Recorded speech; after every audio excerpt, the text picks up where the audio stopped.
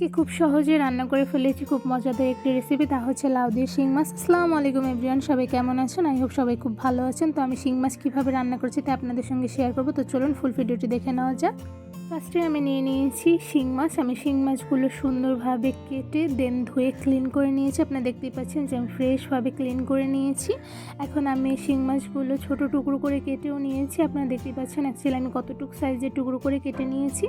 বড় শিং মাছগুলো ছোটো করে টুকরো করে কেটে নিলে তাহলে ভিতরের রগ খুব সহজে ফেলে দেওয়া যায়, তাই আমি আর কি ছোটো করে কেটে নিয়েছি। আর ভিতরের রগগুলো আমি সুন্দরভাবে ফেলে দেন ক্লিন করে নিয়েছি। সবগুলো শিং মাছ আমি রান্না করে নিব। ফার্স্টে আমি কড়াইতে দিয়ে দিলাম ধরে রাখা শিং মাছগুলো, আর সাথে দিয়ে দিলাম পেঁয়াজ কুচি আর ছিলে রাখা কাঁচা মরিচ, আর সাথে দিয়ে দিলাম আদা বাটা, রসুন বাটা, জিরা গুঁড়া, হলুদ গুঁড়া, আর সাথে দিয়ে দিলাম ধনিয়া গুঁড়া, আর হলো লাল মরিচের গুঁড়া।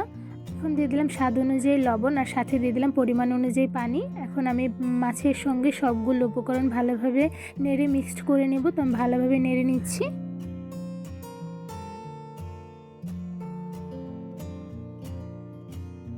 তো আমার ভালোভাবে সবগুলো উপকরণ মিক্সড করে নেওয়া শেষ। এখন ভালোভাবে জাল দিয়ে নিব। তো এই পর্যায়ে আমি আবার একটু নেড়ে নিচ্ছি। শিং মাছ যেহেতু রান্না করতে বেশি সময় লাগে না, সো এই পর্যায়ে আমি শিং মাছের মধ্যে দিয়ে দিলাম টুকরো করে কেটে রাখা লাউ। আমি সবগুলো লাউ সুন্দরভাবে টুকরো করে কেটে দেন ধুয়ে তারপরে দিয়ে দিয়েছি। এখন আমি লাউর সঙ্গে ভালোভাবে শিং মাছগুলো মিক্সড করে নিব।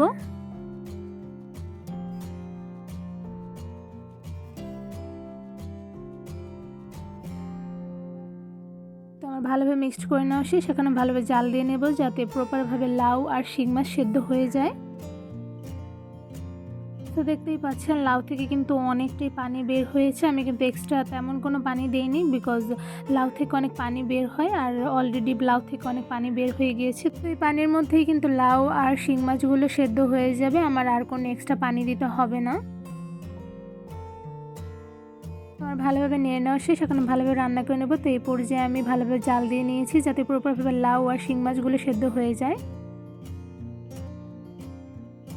লাউ আর শিং মাছগুলো কিন্তু অনেকটাই সেদ্ধ হয়ে গিয়েছে। তো এই পর্যায়ে আমি আর কিছুক্ষণ রান্না করে নেব যাতে প্রপারভাবে সেদ্ধ হয়ে যায়। এই পর্যায়ে আমি অন্য একটি কড়াইতে দিয়ে দিয়েছি তেলের মধ্যে দিয়ে দিয়েছি পেঁয়াজ কুচি আর অল্প পরিমাণে রসুন কুচি। এখন ভালোভাবে জাল দিয়ে নিব। তো দেখতেই পাচ্ছেন পেঁয়াজগুলো কিন্তু অনেকটাই ব্রাউন কালার হয়ে গিয়েছে। এই পর্যায়ে আমি আবার একটু নেড়ে নিচ্ছি আর আমি কিছুক্ষণ জাল দিয়ে নেব যাতে প্রপারভাবে ব্রাউন কালার হয়ে যায়। তো পেঁয়াজগুলো কিন্তু অনেকটাই ব্রাউন কালার হয়ে গিয়েছে। এই পর্যায়ে দিয়ে দিলাম গোটা জিরা। আমি এখানে অল্প পরিমাণে জিরা দিয়ে দিয়েছি। এখন আমি ভালোভাবে নেড়ে নিচ্ছি আর পেঁয়াজের ব্রেস্টটা কিন্তু অলরেডি হয়ে গিয়েছে। তো এই পর্যায়ে আমি পেঁয়াজগুলো একটি সাইডে নিয়ে রাখবো। এখন শিং মাছের মধ্যে দিয়ে দিলাম সেই পেঁয়াজের ব্রেস্তাগুলো, আর আমি ভালোভাবে নেড়ে নিচ্ছি যাতে ব্রেস্তার সঙ্গে মাছগুলো মিক্সড হয়ে যায়। তো এই পর্যায়ে আমি ভালোভাবে নেড়ে নিয়েছি আর এখন সাথে দিয়ে দিলাম ধনিয়া পাতা কুচি।